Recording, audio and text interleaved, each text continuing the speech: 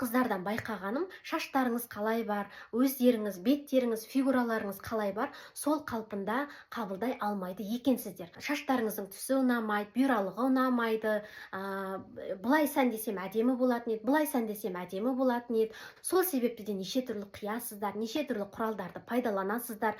Осылардың барлығы шаштарыңыздың тозуына алып келеді. Ал мен өзімнің шашымды қалай бар, солай жақсы көремін. Шашымды ешқашан бояған емеспін, қиған емеспін, артық сәндеген емеспін. Үнемі бір өріммен жүремін. Оқушы кезімде екі өрім етіп өретінмін. Анда-санда түйіп қоямын. Бетіме де, тырнағыма да артық бояулар, ондай заттарды пайдаланбаймын. Өзім қалай, сол күйінде қабылдаймын. Сол себепті менің шашыммен көп проблема жоқ. Сондықтан психологтар айтпақшы, өздеріңізді жақсы көріңіздер, өздеріңіз қалай барсыздар, солай құрметтеп, солай қабылдаңыздар деген кеңесте артық